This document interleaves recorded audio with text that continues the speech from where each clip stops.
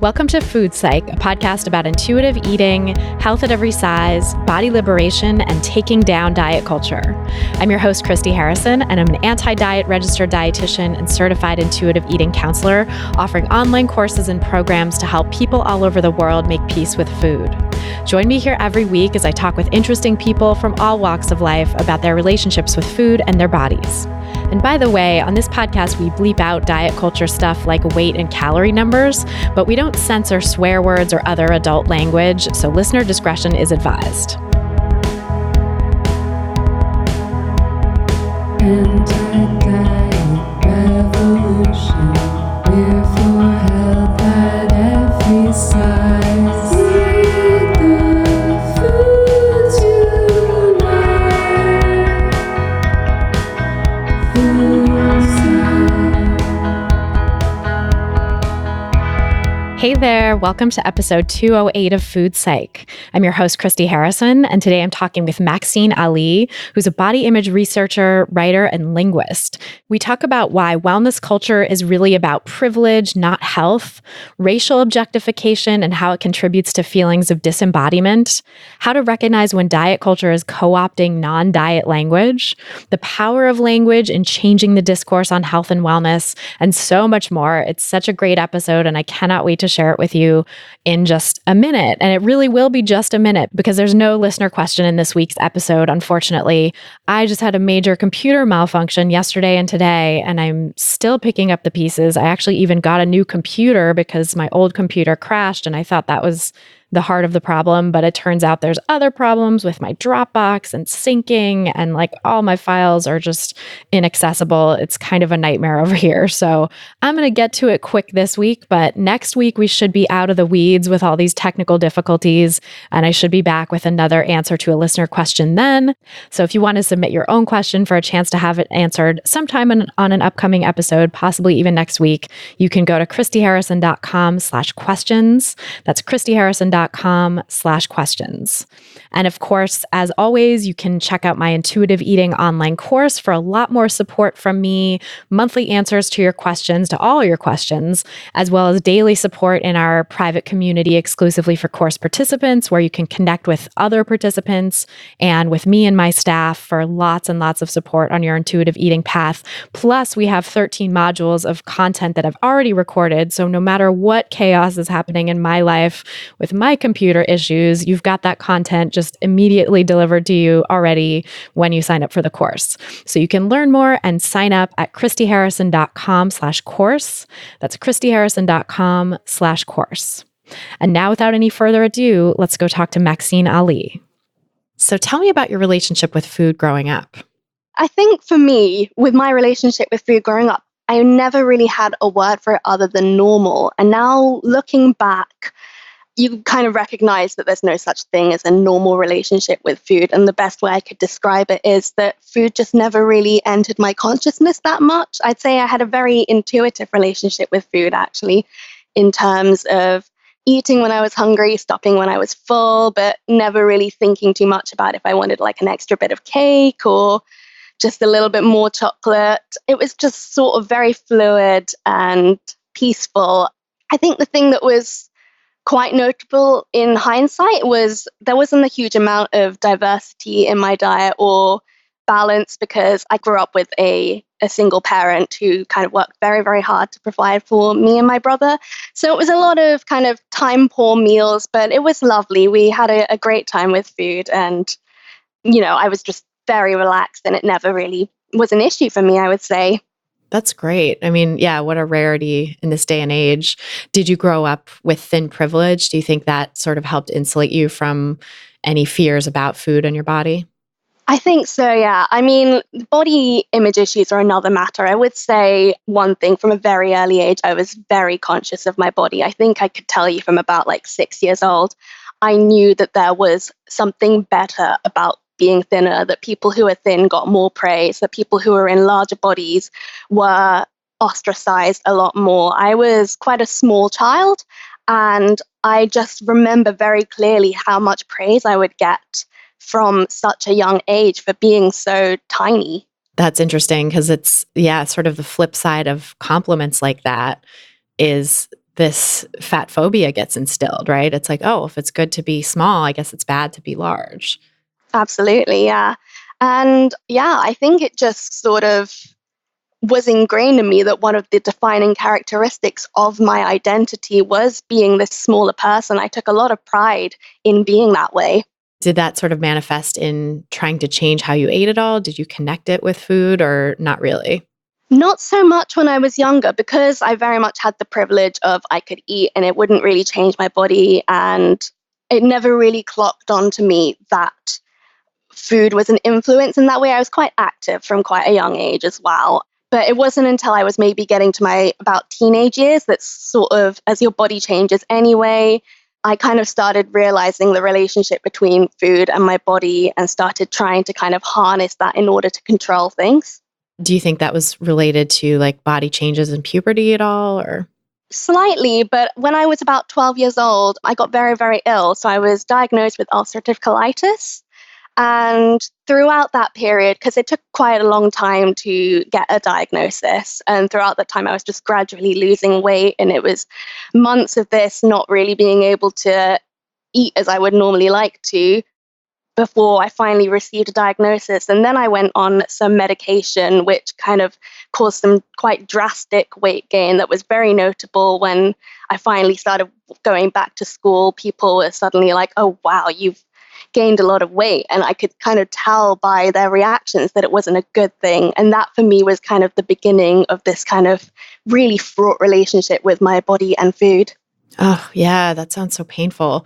Because also it sounds like you went through a lot. Maybe we can talk a little bit about the ulcerative colitis diagnosis and symptoms that you faced and stuff. And, I know that's incredibly painful. So to have a medication that ostensibly was helping you feel better, and then to have it have the side effect that people shamed you for was probably adding more pain on top of an already painful experience. Yeah, definitely. I mean, that was one of the most fascinating things to me, looking back on it now as a body image researcher and thinking about how, in my mind as a 12-year-old, the worst thing in the world was not being sick. It was being in a body that wasn't praised like it used to be, being in a body that people were less envious of. I do remember this one specific time when I went to the doctors shortly after kind of being on medication for a while. I was getting a lot better. And they weighed me while I was there and told me my weight. And they were like, oh, so you're about average, well, for your age and your height as a child. And my reaction was of horror. Like I was absolutely distraught that I was now average and not underweight.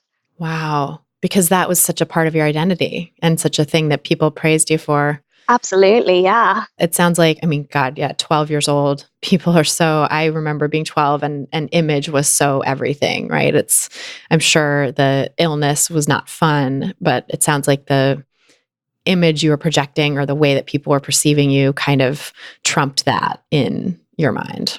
Yeah, I mean, it's crazy to me now that, especially like receiving compliments from adults when, say, I'd get a little bit ill sometimes, because obviously the illness is one that kind of, it never goes away. So after some time, you might have a relapse. Whenever I'd have a relapse, I'd lose some weight and I'd be getting compliments from maybe like teachers or parents of people I knew. And they'd be saying, oh, you're looking great. And I would just be like, I feel terrible, but thank you very much.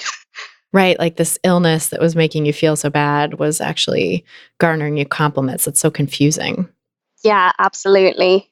And it really kind of messed with my head. I didn't know. I think I lost what it felt like to actually feel good in your body, to feel in control and safe and at peace. For a long time, that was just lost. That must have been so hard. For anyone who doesn't know, can you just explain what ulcerative colitis is? Sure. So ulcerative colitis is basically a gastrointestinal disease that causes sort of ulcerations and inflammations throughout the lower digestive tract. So there's also Crohn's disease, which is basically the same, but throughout the digestive tract. But colitis is just the lower part. Right. And those ulcerations can cause a lot of symptoms, right? Yeah, so sort of very loose stools, bleeding in the stools. There's a lot of cramping and pains. It's fascinating now, just to kind of diverge a little bit. I hope you don't mind. Oh, yeah. But I'm doing a lot of research at the moment into sort of looking at the discrepancies and diagnoses for people with ulcerative colitis based on their gender. And so many people especially women, will experience a misdiagnosis because around the age they're having all these body changes and it's like, oh, it's just period cramps. And I remember that being part of my experience so much. That's really interesting. So people are not getting the diagnosis they need because it's being mislabeled as period cramps. Wow. Yeah. So that must have been a long process then of trying to get a diagnosis. I think it was about, I would say maybe 9 months it took in total. So yeah, it was a lot of sort of tests and not really coming up with conclusive answers. And it was a lot of just very chaotic time in my life, I would say. And how did that change your relationship with food in your body? Once I realized that there was kind of a lot of jokes were going around at school, like, oh, you just, you've eaten so much, or just like, the standard fat phobia jokes. I don't need to go into that nonsense. But yeah, those would kind of come out a lot at school. And then I kind of put 2 and 2 together that people clearly thought it was because of what I was eating, because obviously that's the only way you could possibly be gaining weight. And I just started restricting. I very quickly just thought, well, the only way I can make sure that this doesn't happen when I'm on this medication is just to not eat. And very much became someone who just avoided food as much as possible. It terrified me to my absolute core to have even the tiniest thing to eat. And I almost justified my behaviors in my head, because in my mind, I was thinking, this is because of my colitis. This isn't because I'm afraid of gaining weight. This is because I just want to take care of my body, because you know how diet culture tells you that being thin is healthy, and therefore I'm taking care of my body by making sure I stay thin. So in my mind, I didn't see an issue. It was just something that you do. God, that is such a profound example of how normalized disordered eating becomes in diet culture, and especially around chronic health conditions like this. Absolutely, yeah. And I know now you research on chronic health conditions too, right? And talk about the sort of embodiment experience or disembodiment that people can feel when they have a chronic health condition like that. And it sounds like this is a very clear example of that type of disembodiment. Absolutely, yeah. I mean, so much of my research stems from my own experience, and I feel maybe not lucky, but I would say that I feel like I've learned so much from my own experiences, and all of that has kind of come to this incredible pursuit in what I do in body image research, and just unpicking the different complexities around why we have such a complicated relationship with our bodies. Yeah, so I'm curious to kind of go into like how you got into this career, right? How you started to, I mean, because I know you were also a wellness editor for a while. And do you feel like your experience with UC kind of pushed you in that direction, trying to figure out wellness and how to eat for your health? Definitely. I mean, I could say that I'm the definition of diet culture got me good, because I was right in there at the heart of it for about a decade. I would say I was experimenting with all these different kinds of diets. And then I think when I got to about 18, so I was just about to leave for university, I fell into sort of the clean eating culture. Instagram was just kind of starting up, and there were all these sort of beautiful people on social media saying how they'd cured themselves of XYZ because they'd been eating a clean diet. They'd been cutting out dairy and gluten and sugar and all of this other stuff. And I want to say that it was just for my health, but I knew, like deep down, that you restrict food, it results in weight loss. That's just kind of how it goes, and at least initially anyway.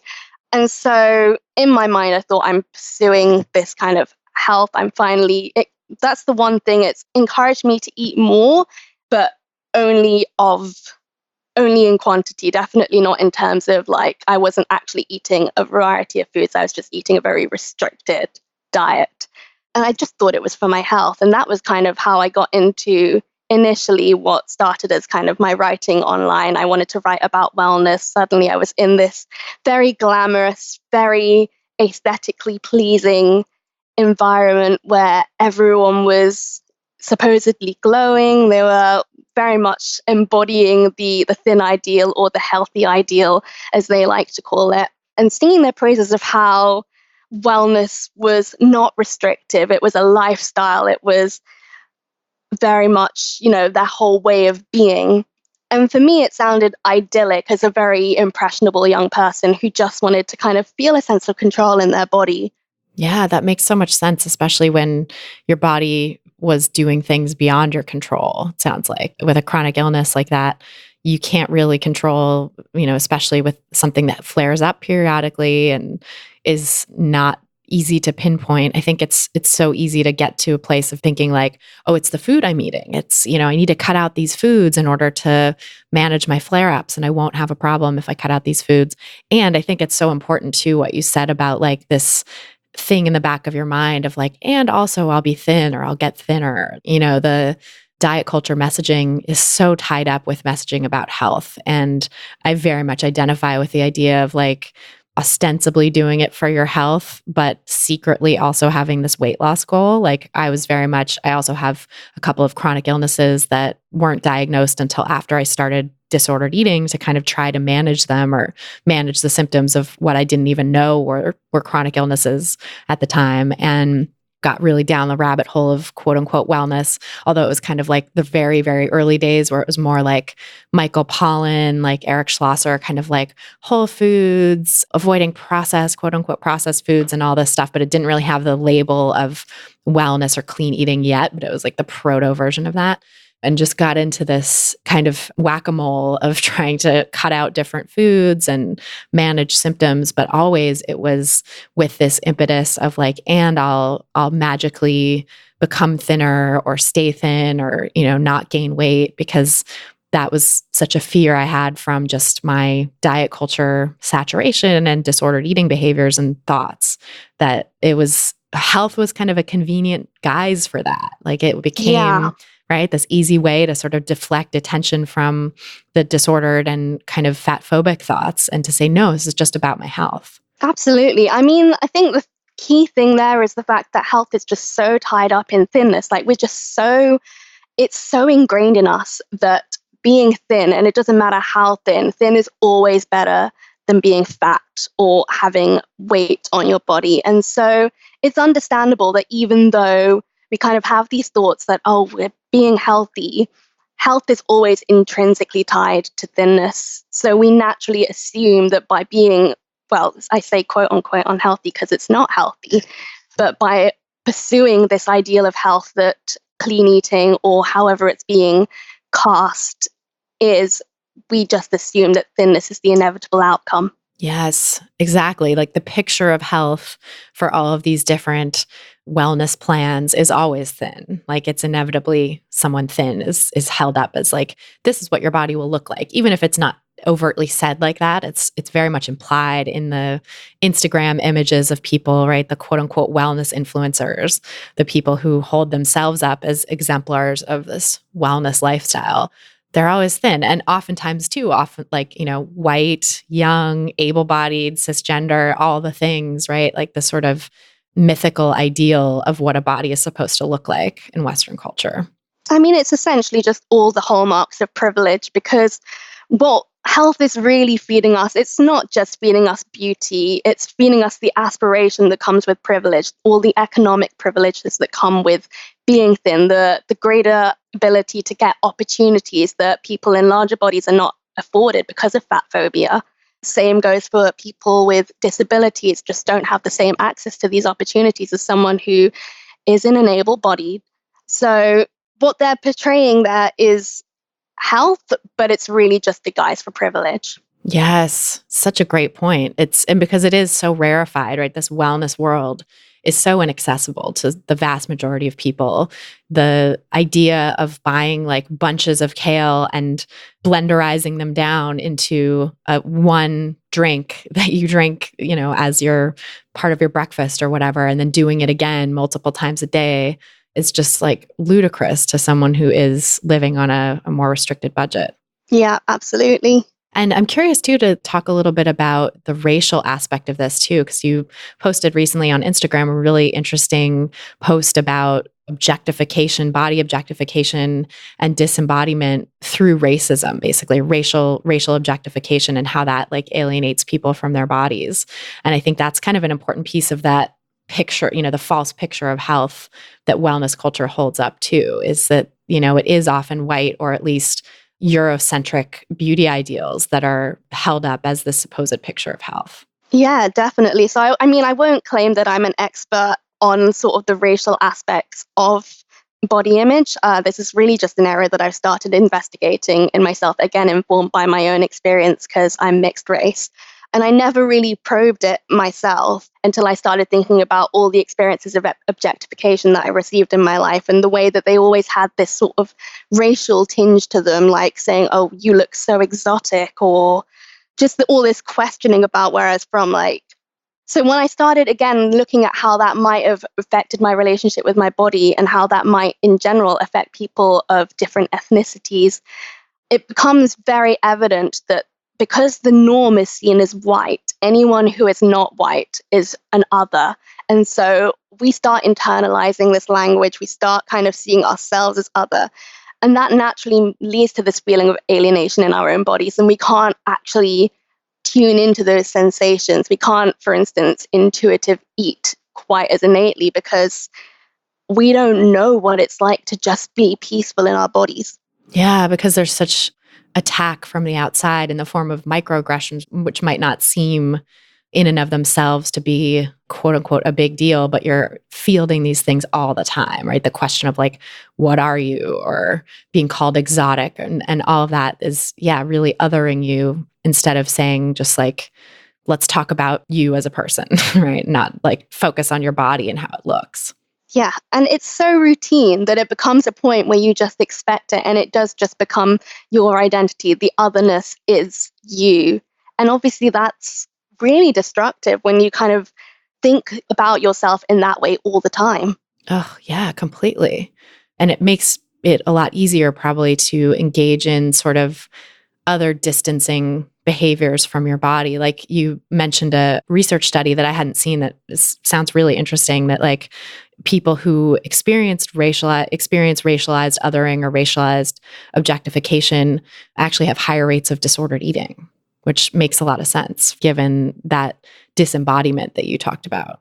It does. And I wish I could say that I had more research into this, but you know how it is with a lot of eating disorder research is it does just focus on a lot of white privileged women. Unfortunately, the research just isn't there to kind of really delve into more of why this might be an occurrence. It's something I'm definitely probing myself and kind of hope to do more so in the future.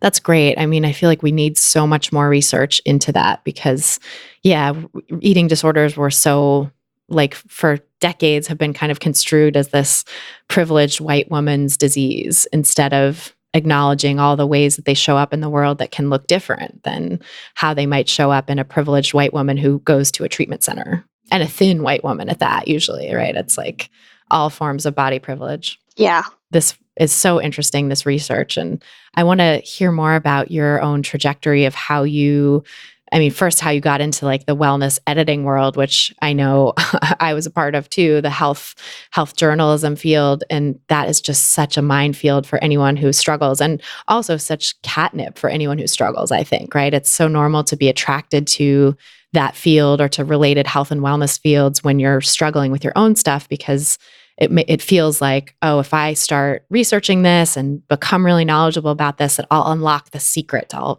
crack the code of how to be thin and healthy and have all my problems go away. Yeah. So I guess going back to how I got into wellness editing then, I graduated from uni with a degree in linguistics, and I was very much like, I want to work in health. I want to help people learn how to eat really healthy. I want to be that person that helps everyone just get a handle of their health. You know, that sort of that savior complex that you have when you think you've mastered food and you want to share it with the world. So been there. So my first, I'm very quickly out of uni. I got an internship with a UK women's fitness magazine that shall not be named, and very much dove in straight into this culture. And it was a culture of disordered eating. I have no other words for it. Like, I was surrounded in this office by women who were constantly dieting, women who were constantly measuring what they were eating. They were kind of trying all these juice cleanses. And initially, it certainly fed this. It kind of legitimized what I was doing as healthy, because when you're working in an industry that supposedly is supposed to be disseminating health information, and you see this kind of behavior, you think, well, this must be what health looks like. And so that completely just encouraged me, I would say. I was very much just stuck, and I was very much just dedicated to pursuing this picture of health so that I could become essentially not just succeed in my pursuit of health, but succeed in my career, to get to the place where I saw these other women where they were writing all these articles and they were living these incredibly, I would say, glamorous lives. They were going to all of these very high-end boutique fitness studios and getting all of these wellness treatments. And that was a very aspirational lifestyle. That's kind of the way wellness is painted. It's not just about the health, it's everything that comes with that. Oh my God, totally. Like, yeah, the wellness treatments and the boutique fitness, that's such a great point, because those things are so rarefied and they're so out of reach of the typical person, right? Like spending $30 or whatever on a fitness, one class is just ludicrous from it's absurd financial perspective, right? And like, I'm sure, because knowing how, I don't know if it's different in the UK, but in the US, journalism really thrives on freebies, right? Like we've got all these, free access to restaurants and classes. Oh, definitely. It's a lot of sponsors a lot of the time. It's very much, there's not a lot of genuine critiques of what you read but certainly in wellness journalism, it's very much just whose PR is friends with whose editor. Totally. Yeah. Yeah. So the fitness classes that the PR person is friends with the editor of get named, get recommended. And yeah, there's not really any digging into, because I think that's the thing, right? The critical eye is so missing because the people who are running the media are so in it themselves. That's something that I try to point out to people whenever I can, is like, you really have to consider the source here.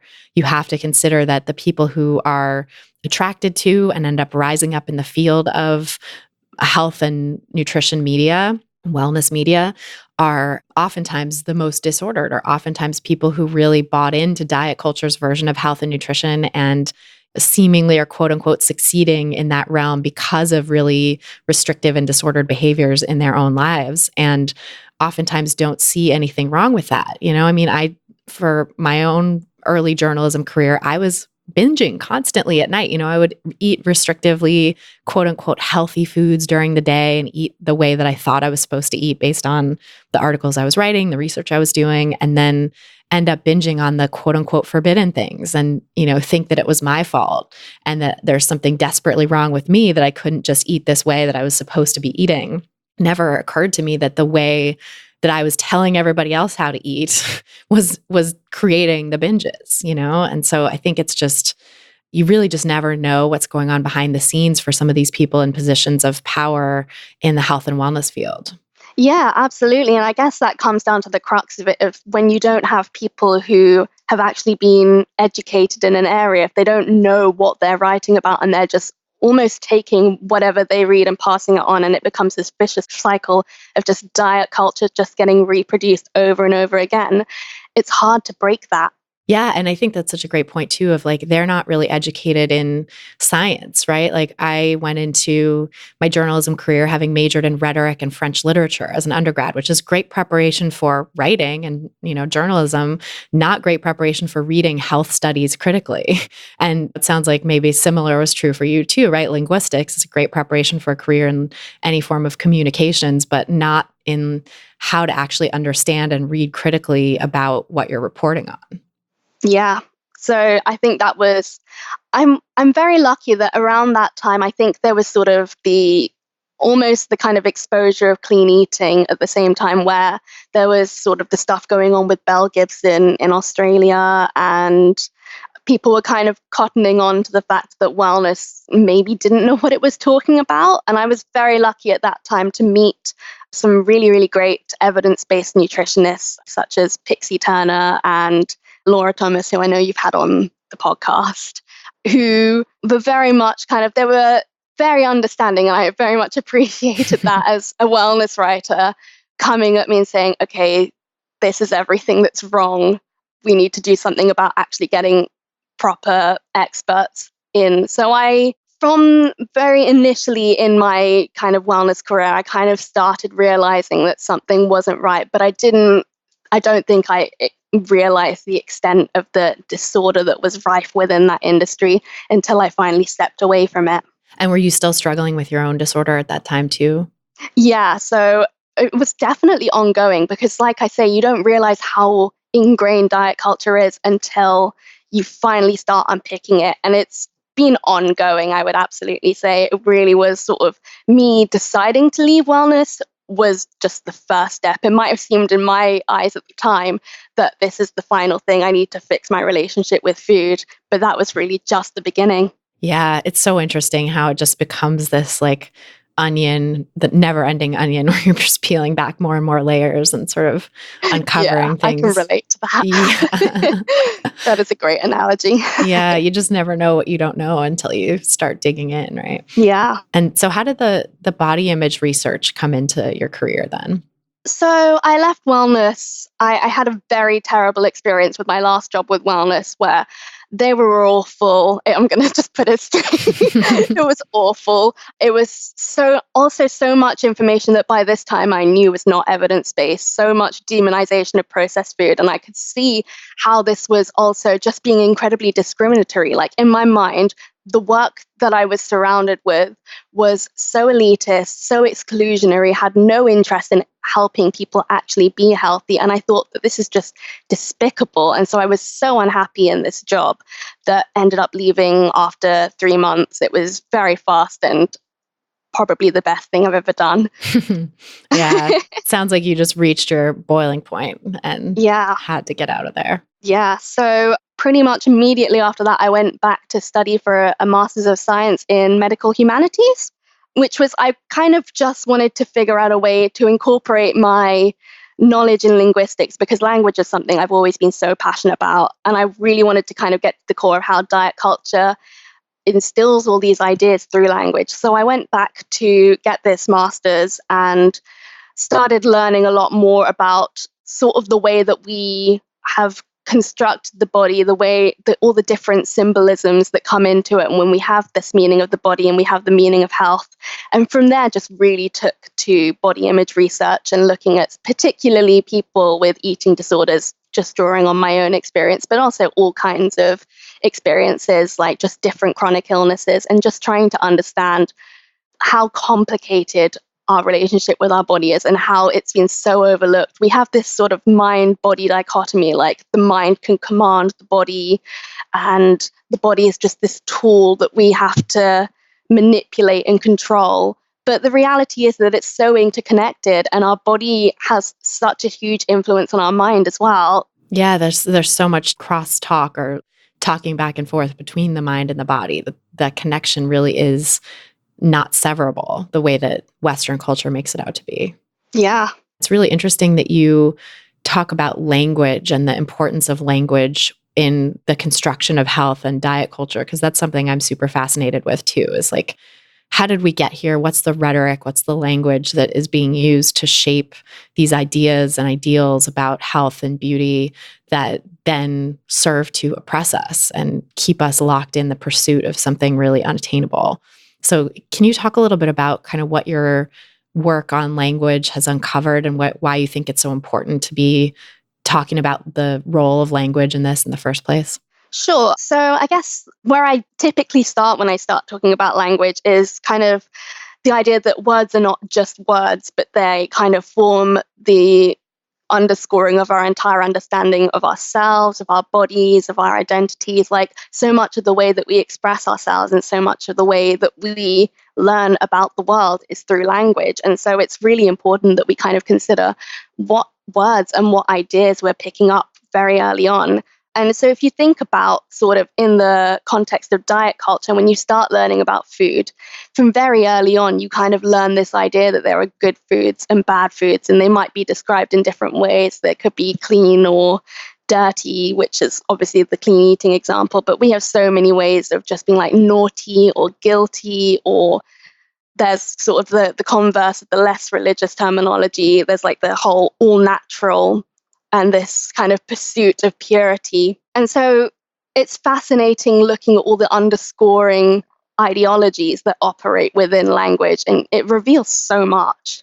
Yeah, completely. Right. That sort of religious language, or the idea of just, because I feel like saying all natural or saying processed, those have connotations, moral connotations that they carry too, even though they're not as overt and obvious as like guilty pleasure or sinful or clean. And, it's a little harder to make that connection obvious to people when you're talking about diet culture.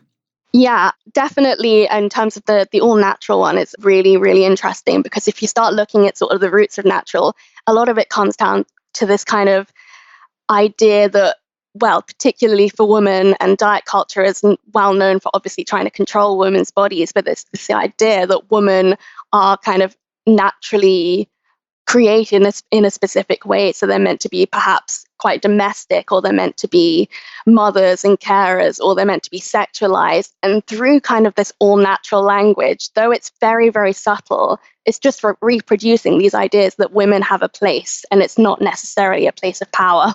That's really interesting. It's sort of wanting to put women back in their quote unquote natural place, which is, of course, culturally constructed too.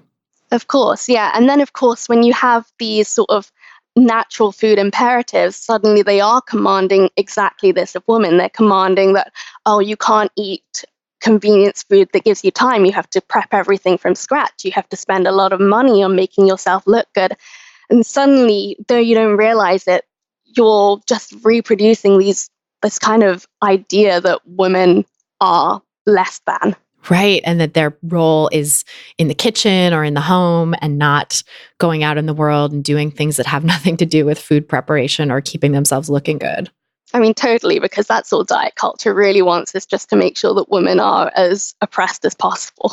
Right. Yeah. The Naomi Wolf thing of like diet culture is the most potent political sedative there is.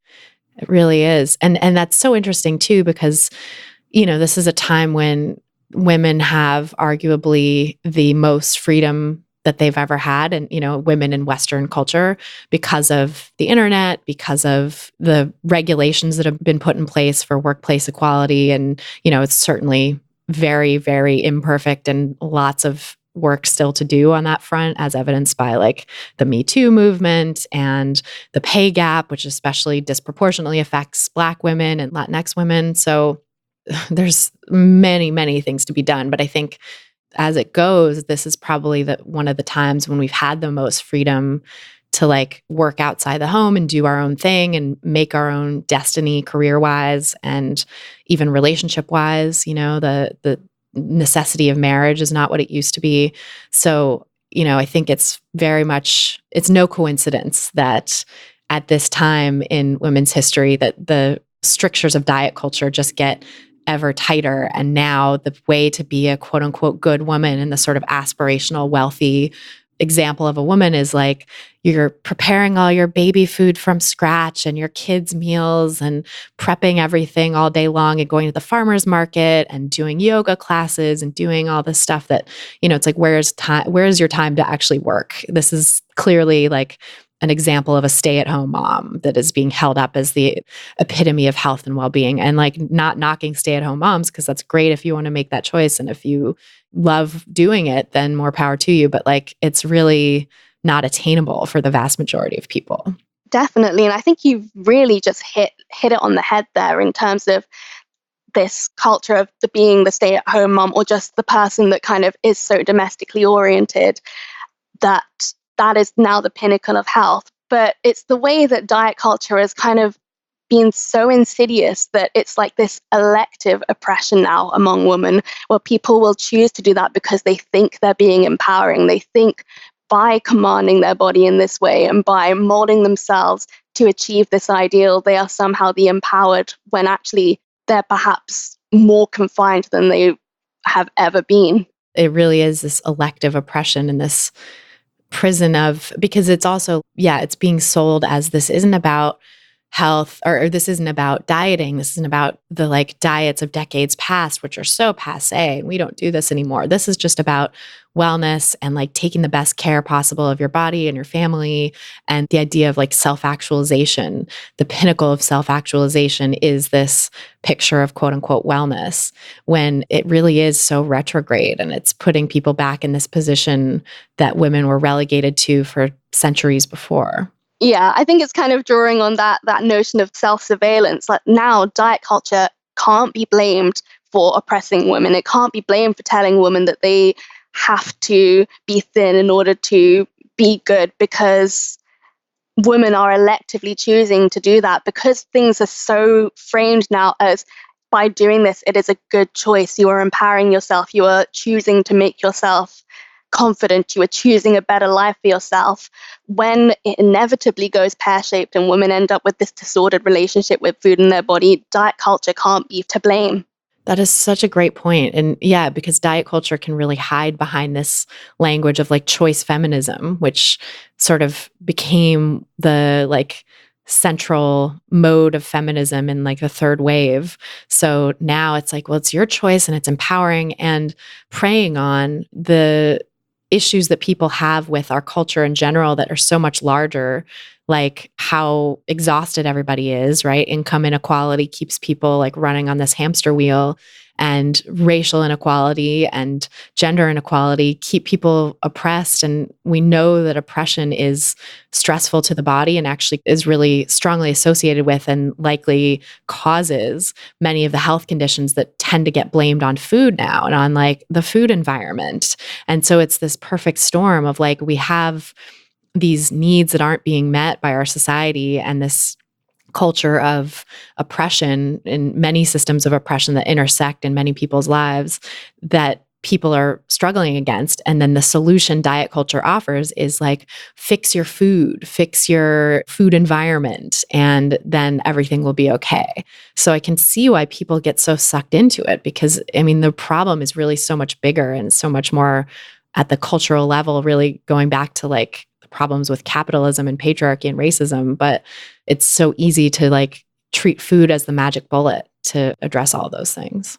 I mean, it's far easier to sell as well. Like, you can't really start selling to people political change because it changes the status quo, and that means that certain systems are not powerful. They can't dictate these oppressions anymore. So it's far easier to just promise people that food will be the be-all and end-all of all your problems. Yes, I know completely. And in doing that, it upholds those systems of oppression, right? It's like just a really convenient way for people to distract people from what's really going on. And I see this so much in the rhetoric around chronic illness too, where whatever is going on in someone's life to create the conditions for chronic illness. And oftentimes, you know, as it was for me and many people that I've worked with, the trigger for the chronic illness in the first place was disordered eating. Then diet culture comes in with its prescription to change all your food instead of giving you the sort of awareness that maybe the way that you've been conditioned to eat in this disordered way is actually what's really at the root of the problem. I'm curious to hear more about your research with the discourse around chronic illness and what you've seen in that regard.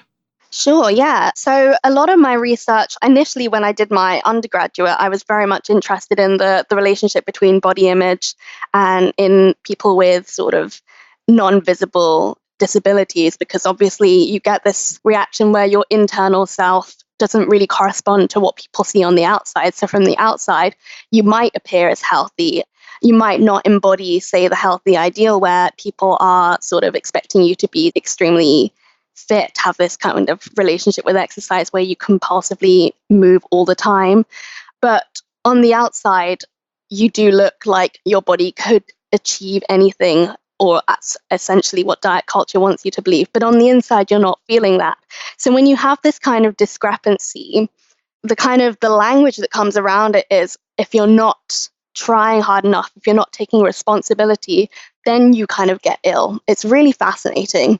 That is really interesting. It's, the sort of neoliberal idea of putting all the responsibility on the individual instead of looking at other factors and cultural conditions. Yeah, and of course, by doing that, you kind of excuse sort of systems from actually taking any responsibility. You make it so that people don't actually have to care whether there is a system to support people with disabilities. They don't have to care if there is enough resources for people with mental illnesses, because the onus is not on everyone. It's just on the individual who's suffering.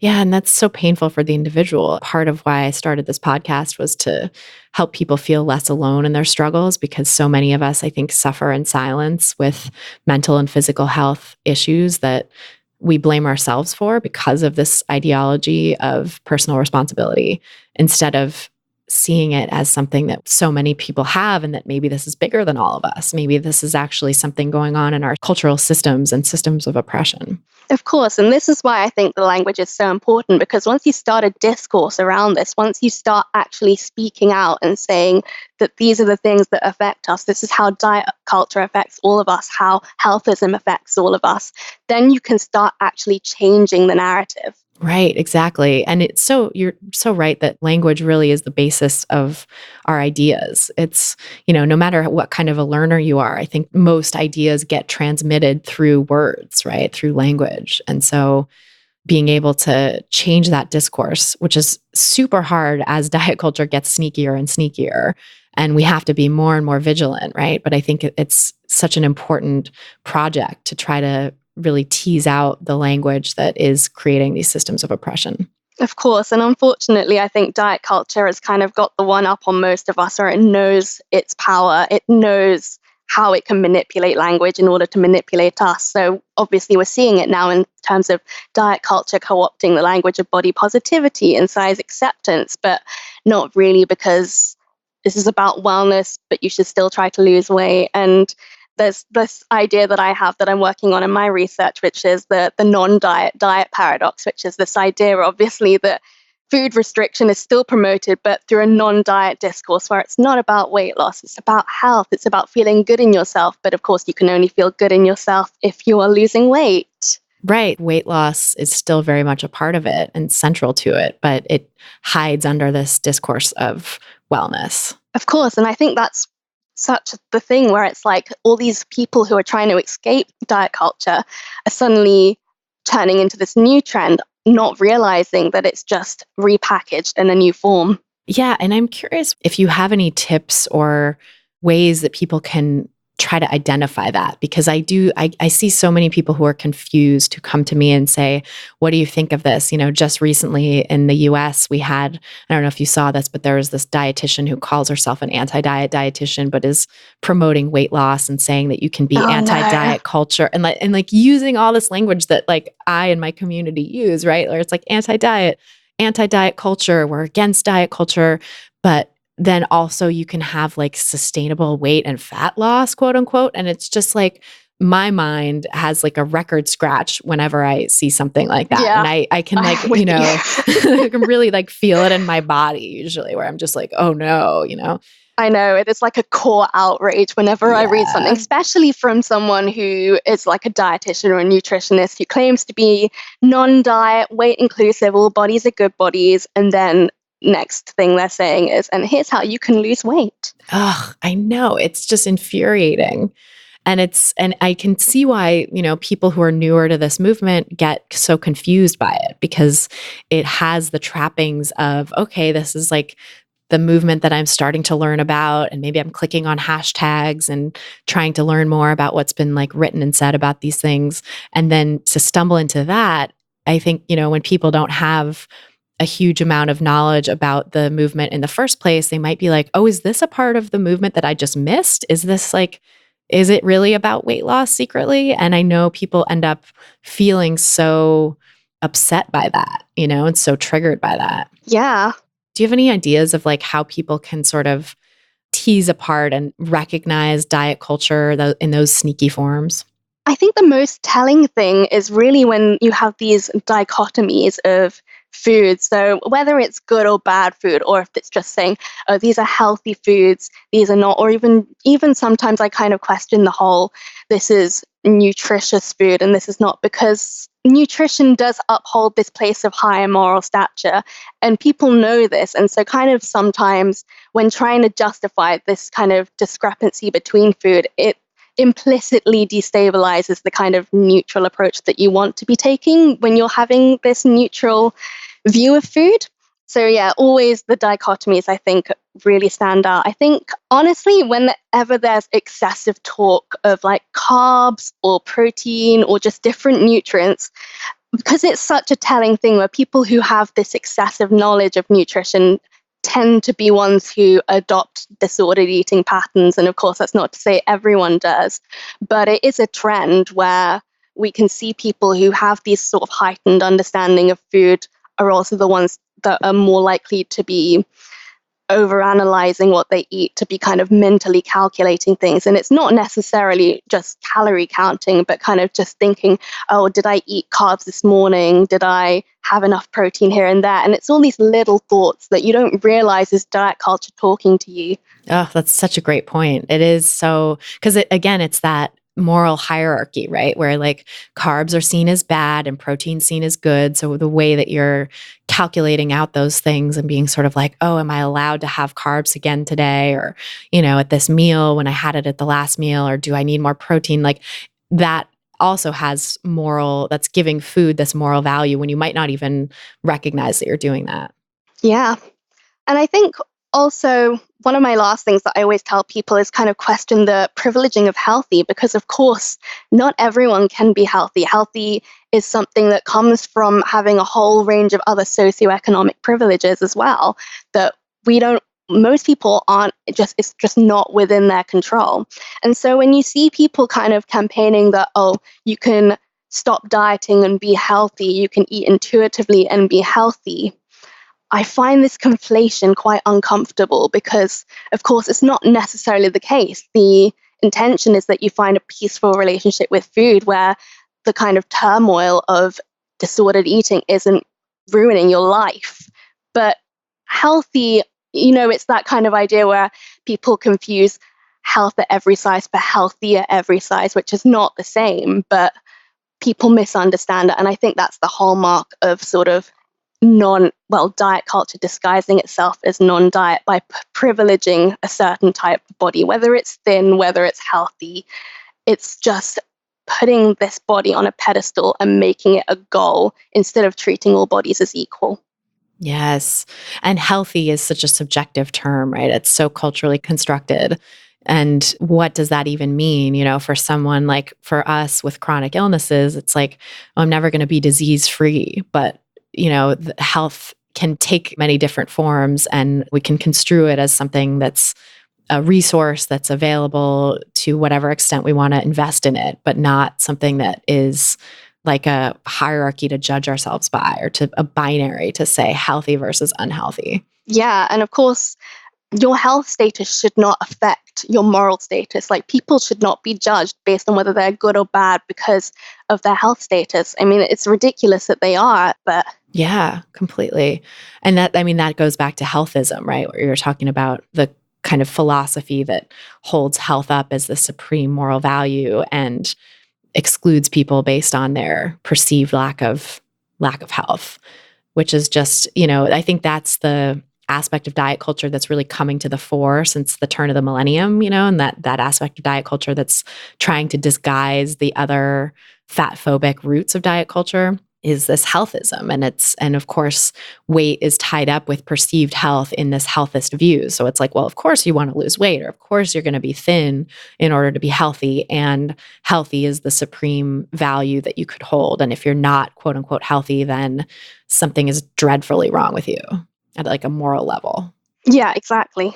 It's just another system of oppression, another way of judging certain people and as less valuable and less worthy than others. Yeah. And it's so stigmatizing. Yes. And all of us really have some type of health condition, I would say, or the vast majority of people anyway, that have. I mean, definitely. I mean, there's so many things that are construed as health conditions that we all experience, especially as women. There's all sorts of things that we go through every day that are painted as health conditions that may play a role in our lives in terms of our health, but to kind of take health as an objective value is just incredibly misleading. Right. And yeah, it's like, if so many people have these health conditions or what are painted as health conditions, then is that really something to be pathologized? Or is it just part of being human to have our bodies have certain levels of functioning that differ throughout our lives or differ from person to person? Because healthism really is an ableist philosophy too, right? It devalues anyone who has a disability or perceived disability. Yeah. It's such a interesting rabbit hole to go down, this idea of like I know. wellness and how it's construed. And I love that you're doing this work because I think there's too few people out there focusing on the intersections of like wellness culture and diet culture and really identifying how supposed wellness culture is actually just a new form of diet culture in disguise.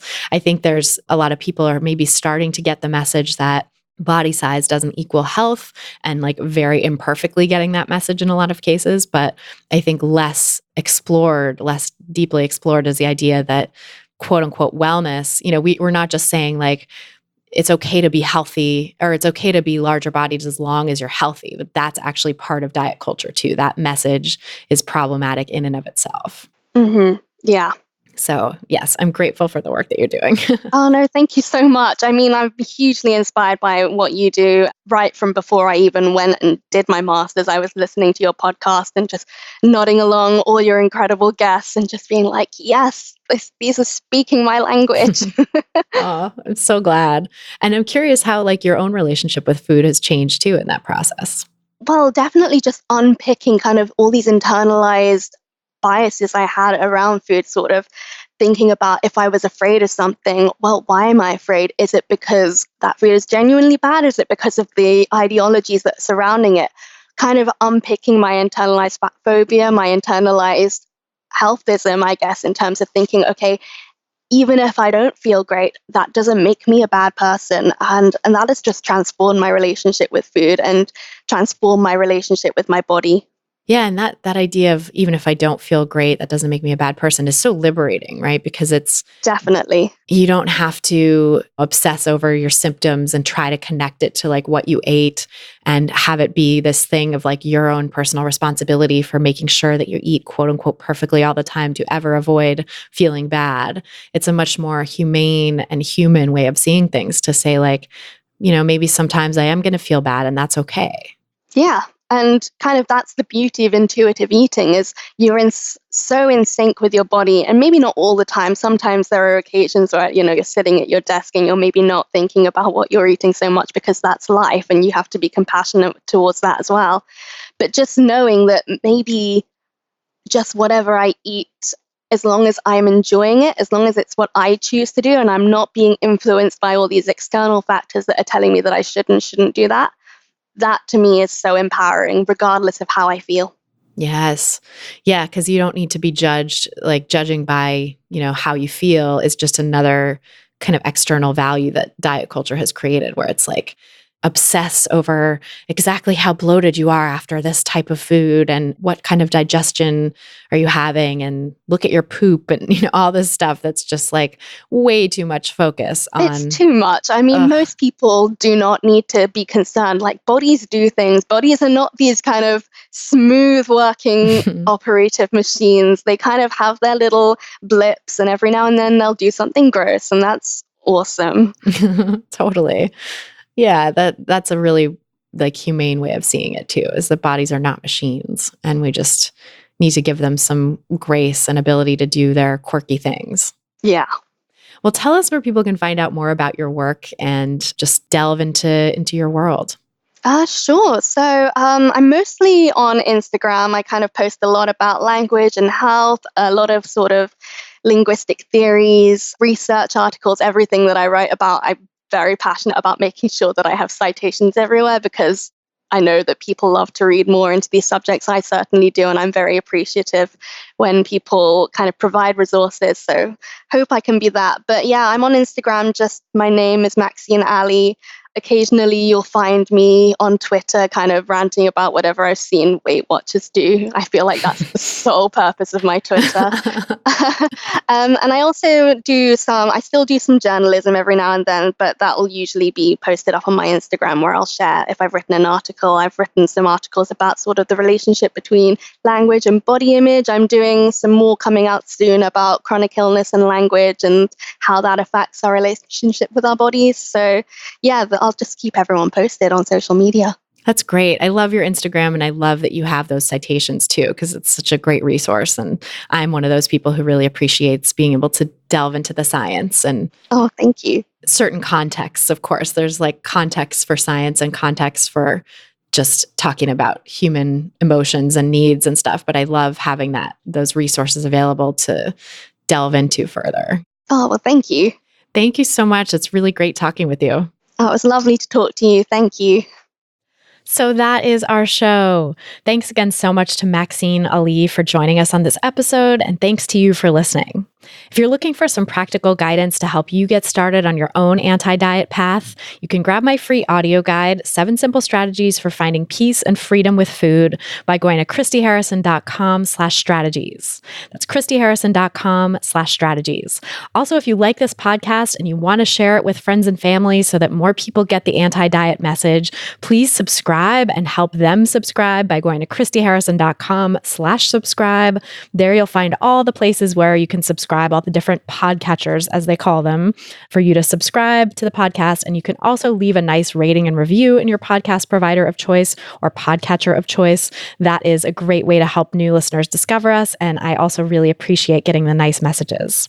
This episode of Food Psych was brought to you by my forthcoming book, Anti-Diet: Reclaim Your Time, Money, Well-Being, and Happiness Through Intuitive Eating, which is available for pre-order now at christyharrison.com/book.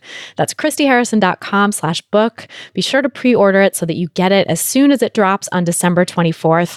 And when you pre-order, it also helps get the book on bestseller lists, which helps other people discover the anti-diet message and therefore helps change the world in some small way. So check it out and pre-order now at christyharrison.com/book.